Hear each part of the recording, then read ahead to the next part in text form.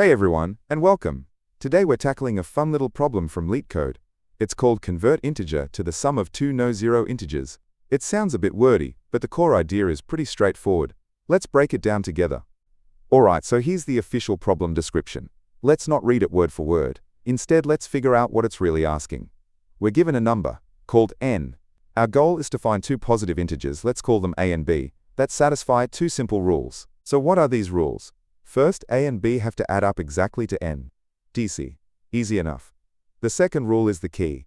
Both a and b must be no-zero integers. So what's a no-zero integer? It's exactly what it sounds like. It's any positive whole number that doesn't have the digit 0 anywhere in it. For example, 123 is fine, 99 is fine, but 101, nope, it has a 0 in the middle. 20 has a 0 at the end. So those don't count. Okay, let's walk through an example to make this crystal clear. Imagine our input number n is 11. We're looking for two numbers, a and b, that add up to 11, when neither of them has a 0.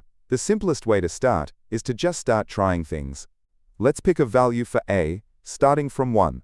Is 1 a no-zero integer? Yes, it is. Great.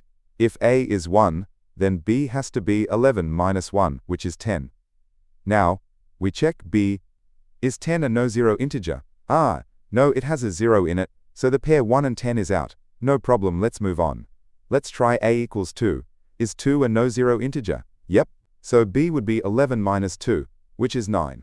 Now we check b again. Is 9 a no-zero integer? Yes, it is. Perfect. We found a pair, 2 and 9, where both numbers are no-zero integers and they add up to 11. We can stop right there, we've found our answer. This step-by-step process we just did is actually the entire solution strategy. It's often called enumeration or brute force, which just means we're going to systematically check the possibilities until we find one that works. We'll loop through numbers for a, calculate the corresponding b, and then check if both numbers are valid. Since the problem guarantees a solution exists, we're sure to find one eventually. And here's what that logic looks like in Python. Don't worry, it's very straightforward. We'll break down the important part on the next slide. The function is called getNoZeroIntegers, and it takes our number n as input. First, we set up a loop. The variable a will start at 1 and go all the way up to but not including quadrature, when guarani, frame each equord. Inside the loop, for every single value of a that we try, we immediately calculate what b has to be. That's just n minus a.